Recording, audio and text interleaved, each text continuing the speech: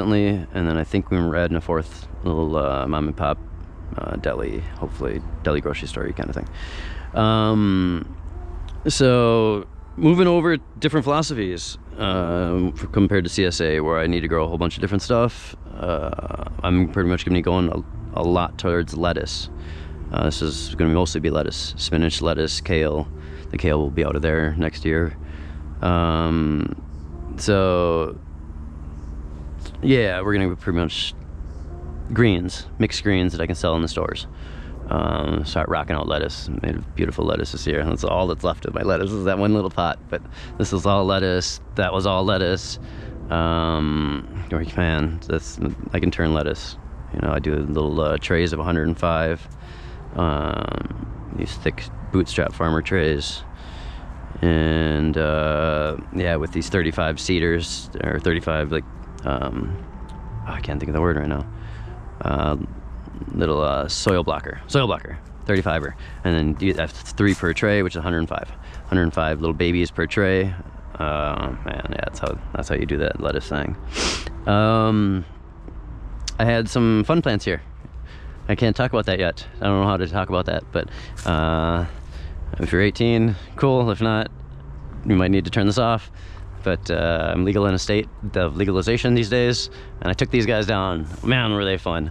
I don't know how much I can get in and out. I'm shying away from that talk. But you see big stems in the ground, big stalks. Arugula, I just planted arugula around them to kind of make sure I was covering soil as I was doing it. Arugula pops. That's one thing. I don't even like arugula, and I can't really sell much arugula. Hopefully that will change, and I think that will change. That's why I had I just totally manifested. I said that. Yes, it's gonna change. We're gonna sell a lot more arugula next year. But man, 22 days, it germinates within a day or two. Arugula is too nice for me covering my soils, and I can just come in with my scythe and chop it all down, chop and drop it before winter hits. And then I'll come and probably put wood chips over it. So I'll chop and drop and then wood chips over it. Maybe even throw some of that compost on top of it as well. And just help things out for the winter. But I don't know if I said no machinery, so only hand tools. And that's one thing that makes this little farming work, so I don't have to turn around tractors. I remember Chris Stone said that back in the day. You don't want to have to, yeah, you can save a lot of room when you're not turning around a tractor, and especially driving it with its big wheels pressing the soil all the places. So yeah, so that's why I said scythe. I just got an awesome scythe, and I'd be hacking the stuff down with my scythe. All right, but that's outdoorsy world. And that was a strawberry patch. I actually let it go. It's first strawberry patch originally. Here, let's go on here just quick. But it's crazy now. I'm just gonna come with my scythe and cut it all down. And in the back, I did a little outdoor mushroom world. It doesn't look very clean right now. It's all right. I'm not scared. Whatever. You can see it. Yes, it looks like a mess. It's outdoors. What does it matter? But I have gotten nice mushrooms out of here. But I will eventually take all these blocks and smash them through my yard. And get rid of those bags, obviously. But so strawberry patch, grapes all around. The grapes at least shaded this area out. That's why I made it a little mushroom world, 3rd stage mushroom world. So if they get any green in my grow rooms, I kick them out here. Just so I don't contaminate more stuff if I see any green. So it gives me another option to grow it outside, since I had a bunch of shading out with those grape plants. And yeah, I'll come through here, cut all these down, and this will be like 4th year of strawberries in this area, and I'd never like really taken care of them. So I feel like they were pretty weak last year on the 3rd year, or maybe last year was 4th. I don't know. 3 to 5, somewhere in there. So hopefully it'll do better this year. My one out front, my strawberry patch out front, just did awesome. Probably the 2nd best thing I produced on the farm is strawberries. 0 chemicals. They last 2 days. But man, they taste delicious. So say number 2. Number 1 is mwah. Hi, beautiful. There's daughter and mama. They want to be on camera. They're going to pick another kid up from school. Mushroom farm. I just dipped into the mushroom world. Mushroom microgreen world. So gutted the garage a couple years ago and turned it into this awesomeness. 3 10x10 tents. 1 room, a fun room. Again, if you're 18, close your eyes. But I am legal in the state. Labeling, packing area. So I give my daughter 1 shelf. It will be cleaned up when the microgreens come in this area, but this will eventually be microgreens once they're out of there in the winter. So microgreen corridor and propagational area. I do three house plants, pothos. I'm just all over the place because that's, I guess, how I'm gonna rock it today. Bless you. Thank you for staying with me. If you're still with me to this moment, you are freaking awesome. And yeah, you dig. So if you dig, man, we got stuff to do because it's late in the season and it's gonna be even way better next year. Hopefully. Well, it's never been. No, it's the best is right now. What am I talking about? This is great, awesomely too. Next year's gonna be just as good. And I can't say better because this is awesome. Welcome to the world. Pothos, snake plants, and spider plants. All air purifying plants. So that's the purpose of them. I want to make sure they at least do something. Every plant on that I spend time on has some kind of benefit to me. I don't think any are just for prettiness. No, none. Nope, none. I was thinking the hostas, but now I got rid of my hostas. Everyone wants hostas. Sorry, hosta lovers. They didn't serve me a purpose. Yeah, so, and these plants just make all their plants. They love making new plants. So it's gonna be a part of my business. 100% is doing house plants. I just sell them for cheap, way cheaper than the store. And more people need more plants in their house. Green in their house, more fresh air cleaning plants. Yeah, beautiful snakes. Aloe, I'm struggling with aloe, I'll be completely honest, but I wanted to do aloe a lot. It's very, weirdly, I don't know if it's too humid in here, and I don't do the right soil. I know I need to get better, some more sandy soil kind of stuff too, and I've always just done my soil, which I know, okay, weakness. I have weaknesses, I'm still learning on those. But propagational stuff. This is all grapes earlier this year, but now they're all out, thankfully, and now hopefully the bunny doesn't eat them all. We're good there, good there, good there, good there, good there. So clean room and hanging room. We don't need to say hanging room. Kombuchas, oils, the oil I just did, marshmallow aloe, and this oil I can't say what it is, but you can probably guess by what it is. But extra virgin olive oil, quality extra virgin olive oil. If I want to put it on my body, I want to be able to put it in my mouth. But yeah, this one I'm really excited for. It's my fun plant that I'm talking about, kind of ish, and extra virgin olive oil, but just packed in there.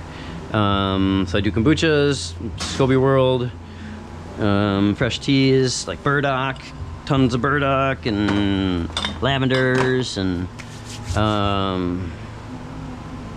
trying to figure out again all my own buckets, my bucket system for my mushrooms, turn over to a bucket world, and doing all my own blocks. DIY humidifier, shiitakes on their second flush, which are actually starting to come. I re-soak them and then put them back out here. I don't like them in there because they do tend to sometimes get green on going to their second flush. Blue oyster that I need to harvest. Boom! I know, it was in there. I brought it out here to remind myself to make sure I harvest it today. That thing is just pouring out of my face right now. Freaking spores. I just can't see it, but I can feel it. I think I can feel it. Lion's mane. This is my baby. Lion's mane mushrooms. I've learned it likes way more fresh air than being inside my tent. So yeah, I leave my tent open and just kind of let it pour over it. But we're at 85, I think 84 to 87 humidity still out here at that moment. I don't know if we can see in here, no idea, but blue oysters are the other guys in here. Put that back, and I don't know if you can see, but shiitake's in here. So they're starting. They're still all pinning, but then these guys are all big, but they're not yet ready to harvest because they haven't opened up yet. So well, that one did open up. That one did open up. I think that one didn't. I looked earlier. As soon as they open up, that's when I want to take them. Yeah, blue oysters. So oysters, shiitakes, and then lion's mane. I keep this guy like 94-ish. Boom. Inkbird is the jam, and that'll do it. Here's the plan. All right, let's go over the plan quick for what the farm is gonna smash eventually, once I get a full-time job too. So floral, houseplants, and so out in the front I envision having pretty much my own grocery store. I want to have some kind of tent where people can come up, and so it's just more, because you saw at the beginning it's just 2 refrigerators out there. So from a temperature fluctuation, I don't really feel even comfortable putting one of my freezers out there. But I want to be able to have a whole bunch of different stuff out there. So I have a little store, like a nice tent that actually sits out there that the city's not going to hate on me, obviously, about. So houseplants, snakes, spider, pothos, we don't need to really go through it all. Flowers, at least there can be zinnias, bouquets. Medicinal, I want to eventually sell horsetails and aloe, or everyone should have horsetail in the yard. Horsetail is freaking awesome. I do have a couple of horsetail plants back there, and I make teas out of them, honestly, just for myself, because I don't have enough. Yeah, look up the benefits of horsetail. Holy buckets. Alright, so for produce, we're gonna have a little produce section. Herbs, basil, sage, thyme, mint, oregano. I guess I gotta get oregano back in the ground. I actually planted it in pots last year. It was awesome. I did my own turmeric and ginger this year. I already harvested that. Cilantro, man, I did a ton of cilantro. It really didn't sell well, but I still do. I'll just have to scale it back a little bit. I want to do calendula again. I did last year, didn't do it this year. Rosemary, I put it in pots last year and it froze out. I didn't think it was going to freeze out, but it did. Actually, and now I found out it's like it's a zone 5 guy. Chamomile, rose. I want to get roses in the tunnel. I don't know why I put them in the tunnel, but I want it in the tunnel. For veg, lettuce, arugula mixes. So yeah, lean in that lettuce to the salads. I'll always have radishes. You know, they're quick. I can, 22 days to harvest, 25-ish, somewhere in there. Easy, I can put them on my cedar and seed them. Easy to do radishes. Beans will always be apart because it's a nitrogen fixer or nitrogen housing fixer, however you want to term it. But beans and edamame will be part. So a couple leguminous for sure in there, and I'll cycle those through. Tomatoes, cukes, kale, some microgreens, and I'm gonna up my sprouts game, micro sprouts this year, big time, I think, because I want to get them more in my diet. I'm leaning more towards raw vegan, whole food, plant-based. So the more sprouts I can do, the better. Yeah, I think I'm gonna add sunflower and green pea and a couple more. I did radish too, so I have red radish, but I really am just doing broccoli because that's what my stores are buying right now. Jalapenos, bells. We make our own salsa, and spinach. I was gonna do a spinach because it's quick. Shoulder seasons, I do struggle with my spinach, I'll be completely honest, nailing it down from bolting, or it's such a touchy plant, but quick, easy to seed, quick, and people buy it big time. So our fruits, your raspberries, blackberries, or it's even a purple raspberry, I don't know. Strawberries, grapes. Eventually we'll have some blueberries, not sure yet. Again, this is future plan. And some apples. Where I can get these guys, I don't know. I eventually feel like the second farm or the next property I take over, one will be a blueberry orchard, one will be an apple orchard. Well, at least predominantly that, and then other stuff, because we don't want a monocrop, like I said. I'm gonna do a couple milks, almond milk, hemp milk, plant milks. So for mushrooms, blue oysters, lion's mane, shiitake are what we do now. Maitake, I've always considered my Robin to my Batman of lion's mane. Maitake is freaking awesome. It's just really hard to grow, and I've failed a lot on it, so I gotta almost dedicate that whole tent to it, I think, to get the CO2 up. I think, I don't know, not for sure, but I will get maitake for sure. Chestnut and pink oyster are awesome and very abundant. People dig trumpet too. A little more touchy. Chestnut's the one I might kick out of here eventually, but I gotta figure out maitake. Like, I probably should be kicking maitake out, to be honest, but no. Oh yeah, I'm a dark, I know, whatever. Lion's mane powder, so pretty much everything has a second out, or most things have a second out. Like really, the most things have a second out. Lion's mane powder. Hi, making a video. Hi. You wanna say hi? Hi. Nice. Okay, I love you. I'll see you in a bit. We wanna go jump on the trampoline a bit? Yeah. Okay, let's jump on the trampoline a bit. There's my 8-year-old. Beautiful boy, Maddox.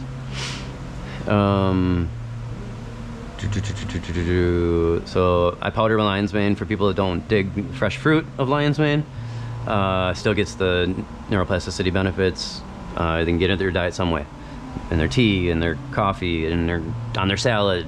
I actually recommend something that's not a liquid, because it can just end up on the rim of your glass if it gets very buoyant. So however you can get it more efficiently in your body. Lion's mane. Shiitake blend, and I do a lion's mane shiitake blend for cooking, powdered. I dry the blue oysters and shiitakes, and then I haven't said yet, but the number one product I got on the farm is my jerky. I make a lion's mane jerky, and it's jerk style and hot dill. Number one product I've ever made in my life. We'll be looking for an investor, hopefully, to get my lion's mane jerky out to the public.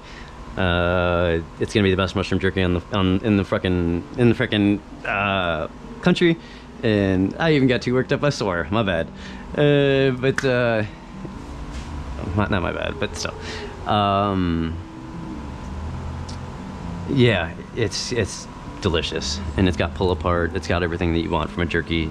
I do believe it'll dibble dabble in the meat jerky world and start pulling people away, which is the goal. More plants. It creates neuroplasticity still, and there's no funny business in it. The only thing I got weird in it is liquid smoke, which would love to find a different way to get smoke to it too, to be completely honest. And I only do the liquid smoke in the jerk, not the dough. No sugar in the hot dill, which is awesome. There's maple syrup in the jerk, so there's a little bit of sugar. At least it's maple syrup of all the sugars. For whatever that's good for. Freezer area, all 4 berries. I want to have a fermented area, kombucha, sauerkraut, kimchi. I want to do rhubarb again, and fermented. I've heard it's freaking awesome. Fermented, and pickle beans, which I don't know if that's considered ferment, but I don't think it is. Whatever. Jarred items, as well as salsa. And medicinal oils, we do the comfrey plantain and lavender.